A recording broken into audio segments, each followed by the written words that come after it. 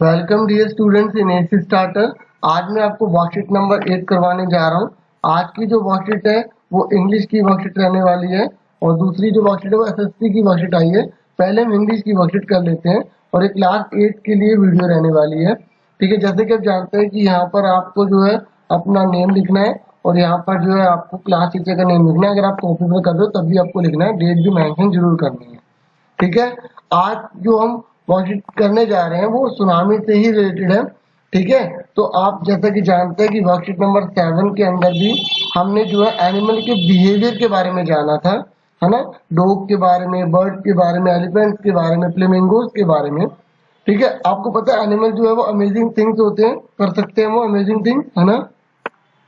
तो अब आपको टास्क ए में बताना है, find out and right at least one amazing fact about each of the following creature. ये जितने भी सारे प्राणी दे रखे हैं इन सबका आपको एक एक फैक्ट बताना है जो आपको पता है।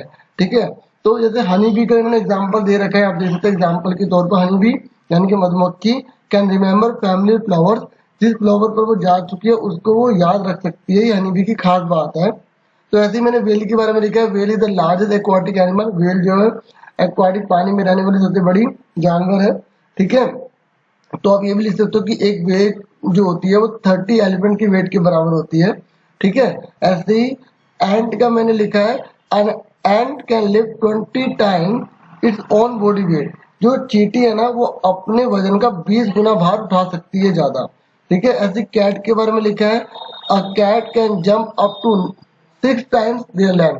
जितनी इसकी लेंथ है ना उसे 6 गुना ज्यादा ऊंचा कूद सकती है। ठीक है, तो ये आपकी हेल्प के लिए कर दिया। बाकी अगर आपको कोई और आइडिया, कोई और अमेजिंग फैक्ट पता तो वो मेंशन कर देना। ठीक है, ये आपका टास्क ए था।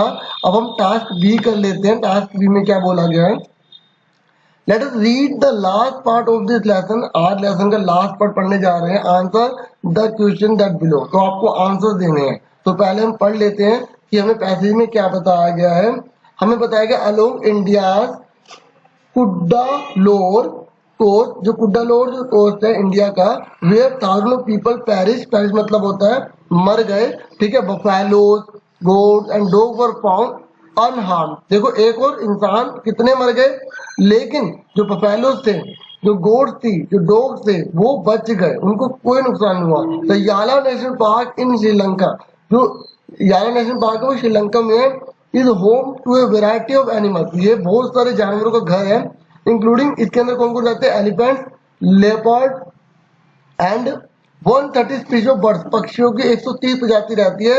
60 visitors were washed away from the, और जो 60 विजिटर है ना वो बह गए पाटन गला बीच से इनसाइड द पार्क। जो पार्क के अंदर पाटन गला जो बीच था ना वहां से बह गए। But no animal carcasses were found. एक भी जानवर की लाश नहीं मिली, मतलब कोई नहीं मरा, एक्सेप्ट फॉर 2 वाटर बफेलोस।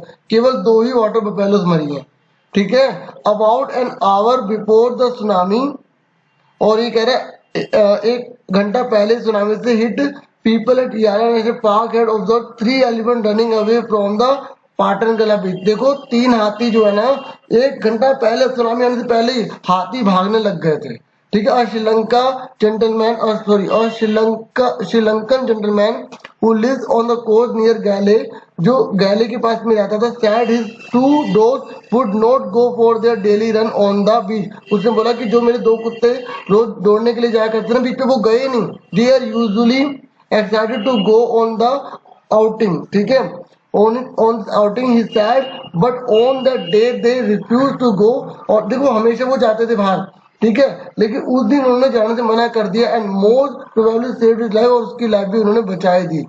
ठीक है, यहाँ तक आपको समझ में आ गया। अब क्वेश्चन आंसर जो पूछे गए वो हम फटाफट कर लेते हैं।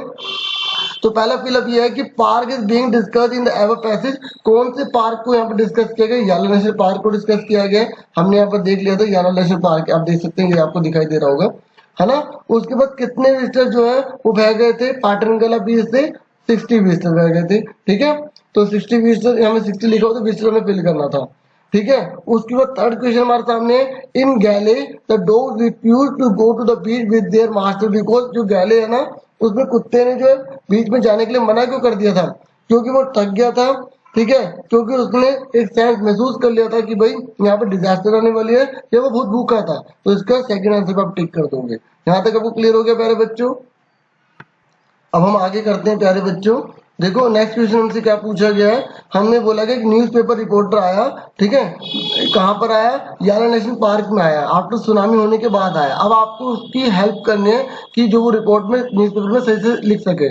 आप बताइए कि number of species of birds कितनी थी, 130। Number of visitor watch away from Patan कला बीच में कितने विजिटर जो बह गए थे, 60। ठीक है, number of animal carcasses found in Yala national park, Yala national park में कितनी लाशें मिली थी जानवरों की, 2। देखो कई बच्चे यहाँ पे गलती कर देते हैं। यहाँ पर जैसे लिखा है ना, यहाँ पर आपको मैं दिखाता हूँ, आप ध्यान से देखना, क्योंकि बच्चे ना गलती ये कर देते हैं, उन्हें सोचते हैं कि कोई भी नहीं मरा था, जिसकी वजह से उनको गलत हो जाता है।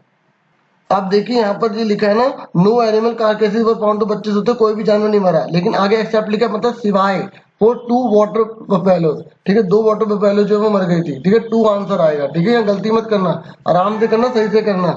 ठीक है, यहाँ तक क्लियर हो गया आपको। तो इस तरीके से आज के लिए इतना बहुत है। मुझे पूरी उम्मीद है आपको अच्छे से वीडियो समझ में आ गई होगी। ठीक है, आपको पूरा का पूरा नोट डाउन करना है। और thank you for watching. Video को लाइक, शेयर और सब्सक्राइब करना बिल्कुल मत भूलना। अगर किसी तरह की प्रॉब्लम है तो जरूर कमेंट करें। Thank you for watching and listening carefully.